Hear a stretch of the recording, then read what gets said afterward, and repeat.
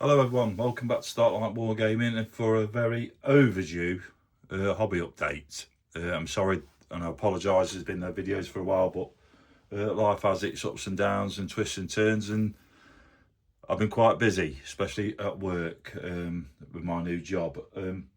But I have been painting and I have been playing lots and lots of games down the club with Jace, Rich and Ian, which have been absolutely fantastic. I have started to move, as you can see, some of my other figures towards 15mm, and I finished off some of the British.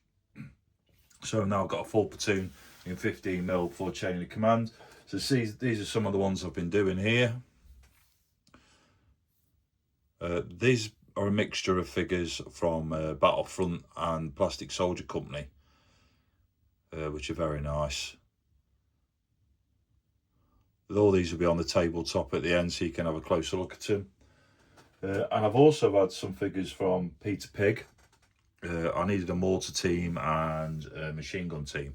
Now, I keep seeing these pop up on other channels like Alex over at Storm of Steel, and I must admit they are very, very nice. And they remind me of the AB figures of the 15mm world. They are just very lovely sculpts.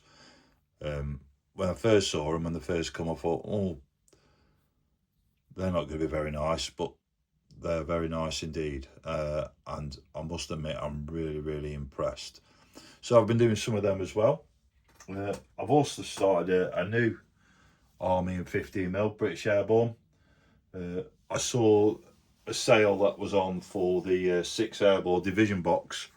So I managed to pick that up. It's got lots of bits and pieces in it. It's got all the stuff that you really need if you want to play chain of command at 15mm and start a parachute up. So I've done that. So these are some of the figures. A little throwback to Airfix there. These are very nice.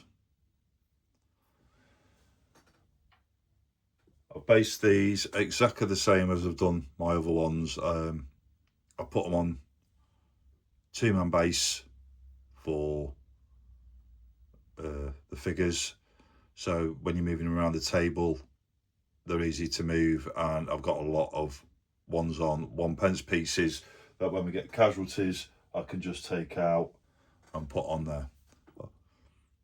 I've also done the base in these a little bit different, because they are set for Arnhem really. I think this box set is set for, however the 6th Armour Division I don't think we're at Arnhem. So I've done the basing with a bit of grass and a little bit of stone in there, so it's interchangeable between different areas. Secondly, I've been continuing with Cold War in 20mm, so I've done this little jump off point here. The vehicle is from Airfix. I think it cost me $4.99 off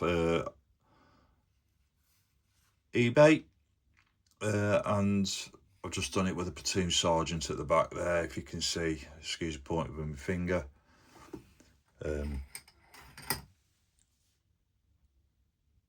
He's got his mug with sergeant on it and the platoon commander with the radio up, trying to find out exactly what grid there are, and a battlefield casualty at the back there being taken to the back of the Land Rover.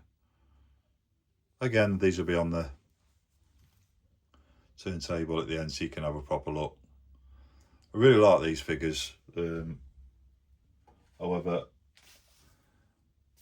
I can't seem to find exact figures I want for 20mm for the Cold War, what I've been doing, but I'm sure there's be a lot of 3D prints out there. This vehicle I've had for some while, that I managed to do. It's the Foxhound. It's been on one of my channels and I managed to get around to doing that as well. And the reason why I did this, because Spectre brought out their modern British and I thought, right, they need something to get a move around on, so I've done this. And I don't think this company, I can't remember which company I got this from now off the top of my head, but I believe it doesn't exist anymore and they've sold all their STLs to another company. But this is really nice and it painted up dead easy. I was going to do that in desert colours because I've seen a lot of the British Army vehicles still in desert colour, but I thought, not for what I want to use it for. Talking of Spectre, I've been painting quite a few of their figures at the present moment in time. First off, we've done this here, which is drone operator for the British SAS.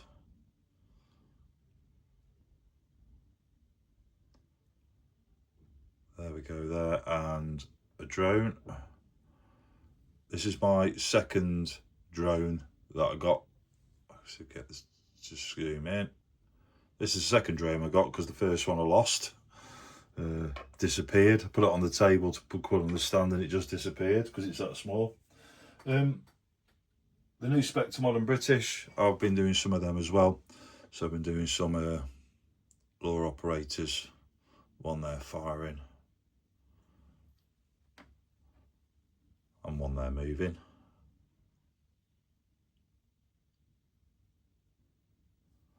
So I've been doing that as well.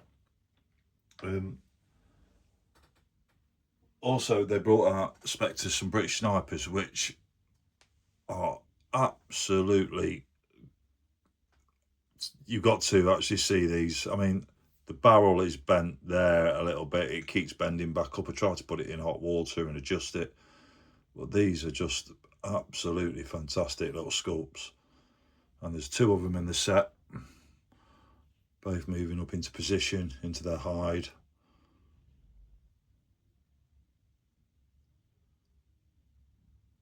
They're lovely. And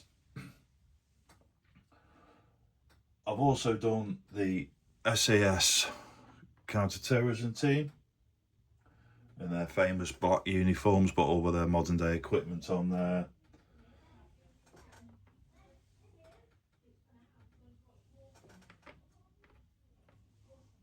So that's them there, look, there. These will be on the turntable at the end so you can see them.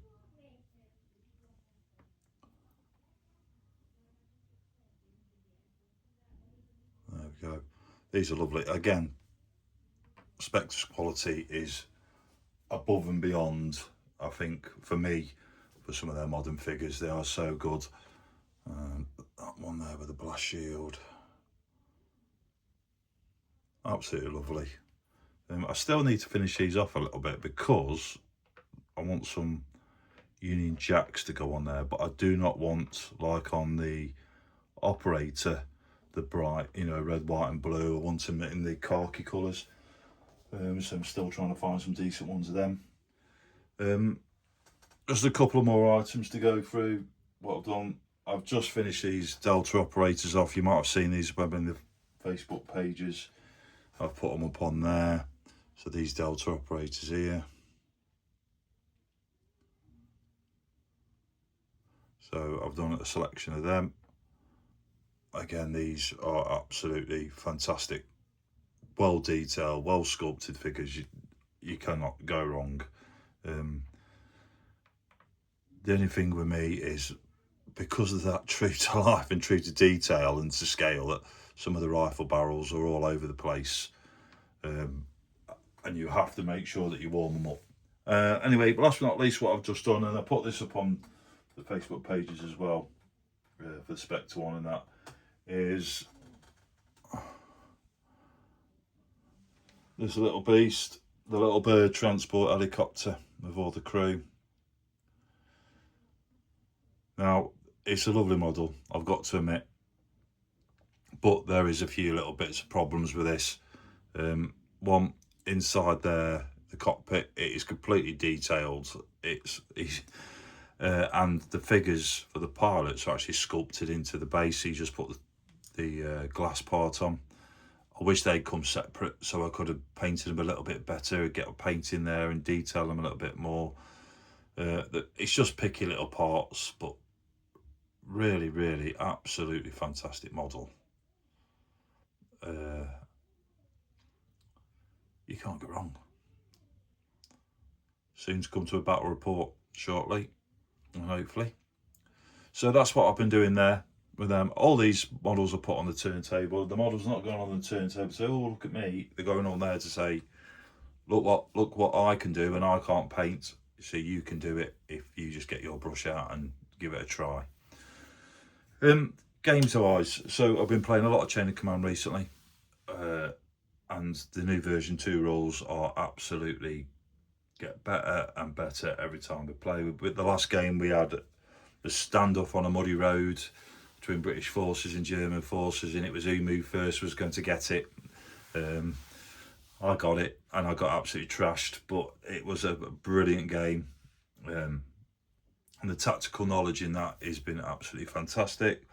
And because of that, and because I want to try to play a game that's quick and simple and easy to learn, I've been seeing if I can do a skirmish game using the Spectre figures, using the Chain of Command rules. And we came up with a game which we changed some of the rules around on, and it is called Chain of Command Porpoiso.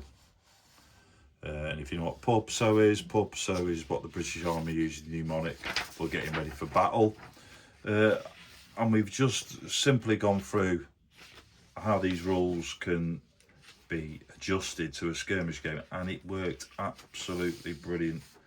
For special forces, when they're moving around the table in their command dice, they've got a red dice which works as a normal dice. If it comes with 1, 2, 3, 4 or 5, it acts as what it's supposed to. However, if you roll a 1 or a 2 on that dice, you can use that action to move a section or a team, whatever, but that special forces unit becomes untactical. In other words, it's reduced down to normal infantry fighting soldiers. And we had a brilliant game of that.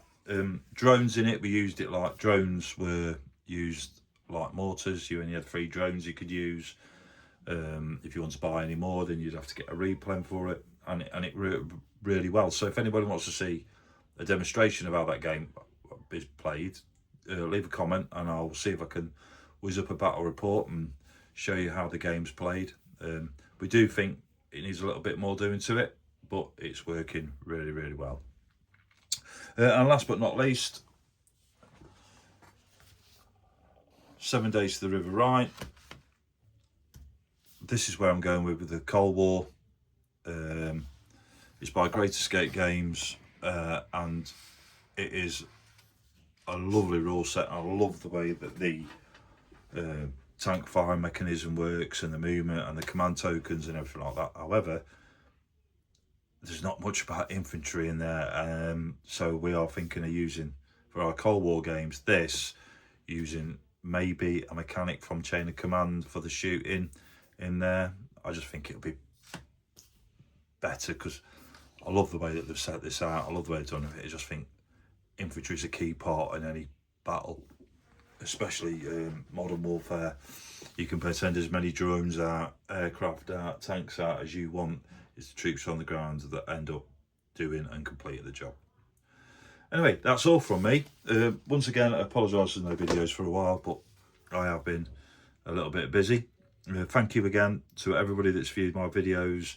I hope you take inspiration from them to go out, get your paintbrushes out and see if you can do the same thing.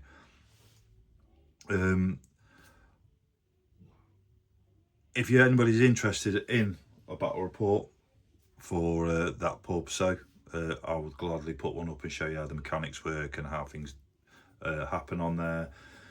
And until the next video, thank you very much everybody for watching. I'll put everything on the turntable now. Thank you for the new subscribers as well. That is really, really much appreciated. When I looked the other day and I thought, oh my God, I didn't realise I had that many. Thank you very much. Enjoy your wargaming, enjoy your painting, and I'll see you all in the next video.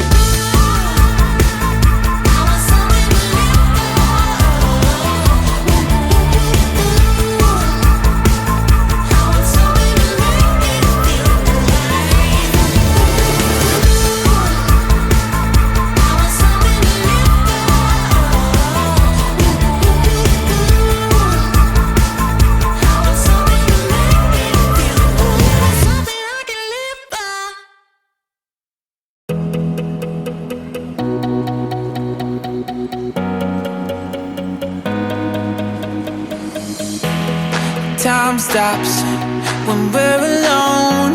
You got my love, don't let it go. Feels like we're paper thin, one step away